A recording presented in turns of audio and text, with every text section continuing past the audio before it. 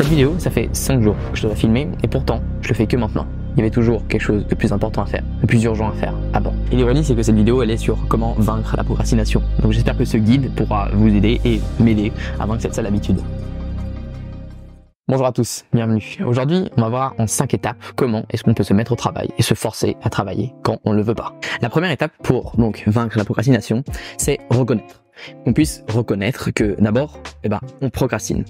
Et donc commençons déjà par voir, qu'est-ce que c'est la procrastination. Ça, je pense qu'à peu près tout le monde sait ce que c'est, mais pour clarifier, c'est simplement le fait de remettre à plus tard quelque chose qu'on pourrait être en train de faire maintenant. Mais si on réfléchit un petit peu et on se pose 2 minutes, on peut se rendre compte qu'en réalité, les choses pour lesquelles on procrastine le plus sont en réalité les choses qu'on devrait être le plus en train de faire.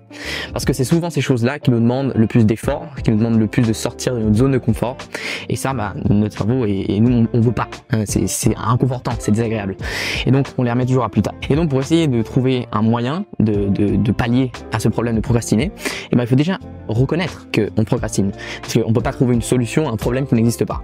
Donc vraiment, la première étape, c'est vraiment de reconnaître, ok, là, je procrastine. Et maintenant, je vous invite à faire quelque chose, peut-être mettre en pause la vidéo, prendre une feuille de papier, et puis noter une réponse à ces 2 questions. Dans quoi et pourquoi?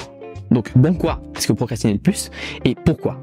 Bon, par exemple, c'est simplement filmer cette vidéo. Dans quoi est-ce que je procrastine? Dans le fait de filmer cette vidéo.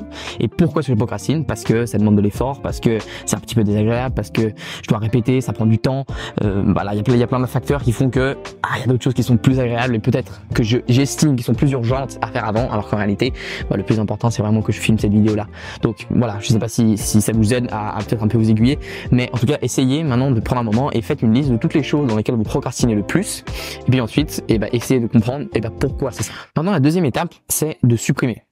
On veut d'abord supprimer toutes les choses qui pourraient nous distraire et nous défocus. Donc que ce soit ranger notre espace de travail, par exemple, moi je sais que c'est très important que mon espace de travail soit rangé pour que je puisse me mettre à bosser, sinon je vais être distrait par des trucs. La deuxième chose aussi, c'est de supprimer toutes les notifications sur notre iPhone pendant le temps où on veut travailler. Donc ça peut passer à travers simplement le mettre en silence et qu'aucune notification passe. Et il y a aussi une autre technique que si vous avez un iPhone, ça existe, ça s'appelle les focus modes. Et les focus modes, c'est des modes que tu peux activer et puis en fait tu peux choisir quelles personnes peuvent te contacter et quelles applications peuvent laisser passer des notifications et les autres, forcément, elles sont bloquées. Moi, par exemple, j'ai les appels, donc tous les appels de téléphone passent constamment, n'importe quand, ils passent. Mais par exemple, les notifications Insta, les notifications WhatsApp et YouTube, tout ça, c'est bloqué pendant que je travaille parce que j'aimerais vraiment être concentré. Mais si quelqu'un veut vraiment absolument me contacter, il peut m'appeler. Ensuite aussi, c'est très important de supprimer toutes les activités qu'on pourrait faire qui pourraient nous défocus de ce qu'on peut vraiment faire. Par exemple, moi, je veux filmer cette vidéo, donc je veux que filmer cette vidéo. Donc je vais mettre de côté toutes les choses que je pourrais faire qui pourraient être autres que filmer cette vidéo.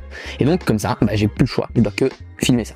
Donc par exemple, si vous voulez vous mettre en train d'étudier par exemple, vous mettez de côté toutes les autres choses qui pourraient vous distraire et qui pourraient vous pousser à faire autre chose que ce que vous voulez vraiment faire, donc travailler.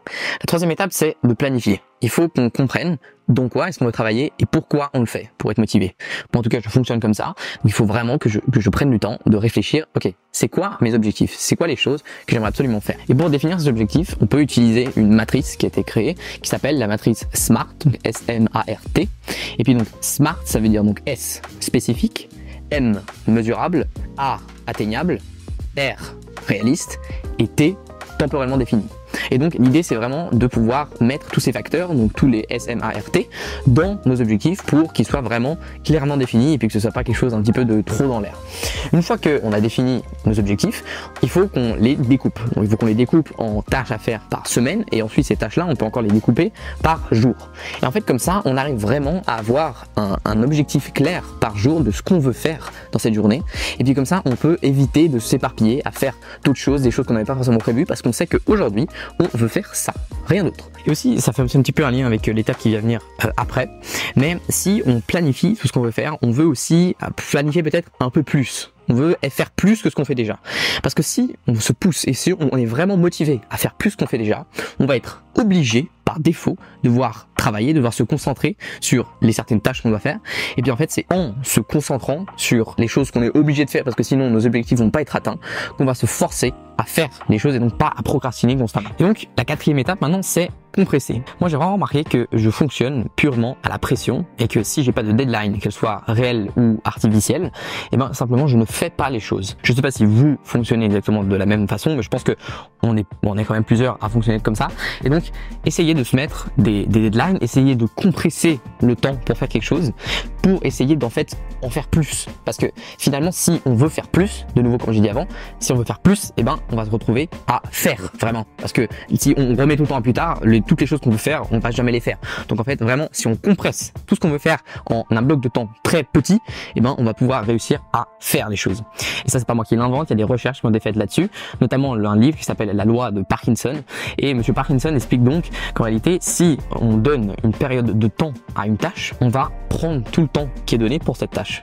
Donc si on réduit le temps alloué, en réalité la qualité va pas baisser beaucoup, mais notre efficacité va être beaucoup plus grande. Donc il faut vraiment essayer de donner peu de temps aux choses qu'on veut faire, de se mettre un petit peu de pression, parce que c'est que en se mettant de la pression qu'on va pouvoir être vraiment efficace.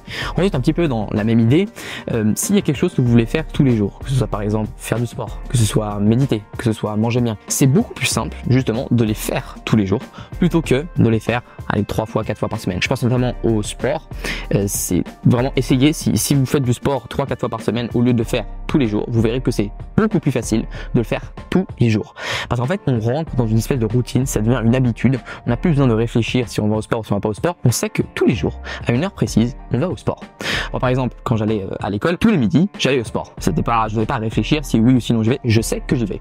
Et donc simplement, ça rentre dans une habitude, je n'ai même pas besoin d'y penser, c'est plus un effort d'aller au sport, parce que c'est rentré dans ma routine. La cinquième et dernière étape de The Guide, c'est se motiver. Donc il vous trouve des moyens de se motiver à se mettre au travail.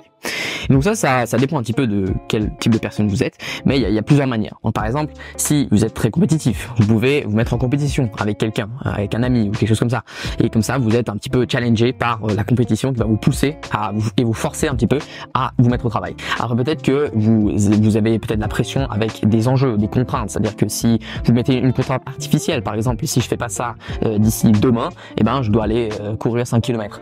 Donc évidemment, ça demande un peu de discipline, de se dire que ok, si je le fais vraiment pas, je vais vraiment devoir aller courir. Et puis donc c'est un petit peu, on est notre propre chef entre guillemets, mais l'idée c'est de vous aussi se mettre un peu une deadline, un peu de pression artificielle pour se forcer à faire les choses. Aussi peut-être que vous fonctionnez aux récompenses, et donc par exemple si vous vous dites ok, si je fais ça maintenant, ensuite après je m'autorise à manger une glace ou enfin faire quelque chose comme ça, qui peut-être pourrait du coup vous motiver, vous pousser à faire la chose plutôt que de remettre à plus tard. Et aussi peut-être que vous êtes quelqu'un qui est plutôt assez proche des gens et qui pourrait se mettre avec d'autres personnes qui veulent faire les mêmes choses, et puis comme ça vous pouvez aussi vous motiver, pas forcément avec la compétition, mais simplement en étant en contact avec d'autres personnes qui font la même chose, et ben ça peut pousser et nous motiver à faire la chose. Donc moi par exemple quand j'allais au sport, je voyais que à la salle de sport il y avait tout le monde qui faisait du sport, donc ça me poussait à faire du sport parce que on est tous là pour la même chose, et puis on est là pour transpirer, puis on transpire tous ensemble. Et donc ce sentiment de communauté et d'appartenir à un groupe qui fait à peu près la même chose au même moment, au même endroit, ça pousse beaucoup et ça motive beaucoup. Donc vraiment ça dépend un petit peu de quelle personne vous êtes, mais essayez de différentes choses et essayez de voir qu'est-ce qui vous motive et qu'est-ce qui vous pousse le plus à vous mettre au travail. Ensuite, une autre technique que j'utilise aussi pas mal, c'est la règle des 5 minutes. Donc cette règle-là, c'est une règle assez connue dans le monde de la productivité, et c'est l'idée que en réalité, si on veut faire une tâche, on se dit ok, je la fais pendant 5 minutes. Ensuite, si au bout de 5 minutes, j'en ai marre, je m'autorise à arrêter. Mais au moins j'ai fait 5 minutes, j'ai commencé. Et donc cette loi, elle fait écho à un principe que vous aurez sûrement observé, même avec vous-même, c'est qu'en réalité c'est souvent commencer qui est le plus dur. Une fois qu'on a commencé, continuer c'est en fait beaucoup plus simple, parce qu'on fait souvent des films, on fait souvent des a priori sur comment ça va être de faire une tâche, mais en réalité quand on l'a fait vraiment, on se rend compte que c'est pas si terrible que ça. Et donc si on s'oblige à faire au moins 5 minutes d'une tâche, en étant clair avec nous-mêmes que si au bout de 5 minutes on peut plus, on s'arrête, c'est ok. Mais on se rend compte qu'en réalité la majorité du temps on continue au-delà des 5 minutes parce que on a passé le cap de commencer, et en fait on se rend compte que c'était pas si dur et qu'en fait on peut très bien continuer. Après, autre chose aussi qui peut nous motiver et qui peut faciliter le fait de faire les choses qu'on veut faire, c'est de réduire la friction au plus possible. Autant si on veut pas faire quelque chose, il faut qu'on le fasse le plus compliqué pour nous de le faire.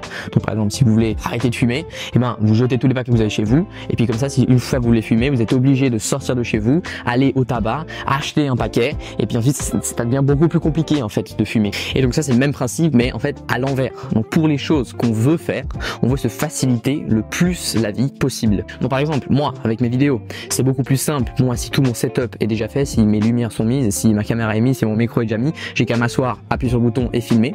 Ça réduit la friction pour me mettre au travail. Alors que si je dois tout setup avant de commencer, eh ben l'effort pour commencer est beaucoup plus grand. Donc voilà, essayez de trouver un moyen de vous faciliter, de réduire la friction le plus possible pour que se mettre au travail devienne le plus simple possible. Donc voilà, les 5 étapes du guide pour essayer de vaincre la procrastination. J'espère qu'il vous aidera et que moi aussi il m'aidera parce que je vais pouvoir aussi l'utiliser. En tout cas, si cette vidéo vous a plu, n'hésitez pas à vous abonner, à liker et à partager. Et je vous retrouve très bientôt pour une nouvelle vidéo.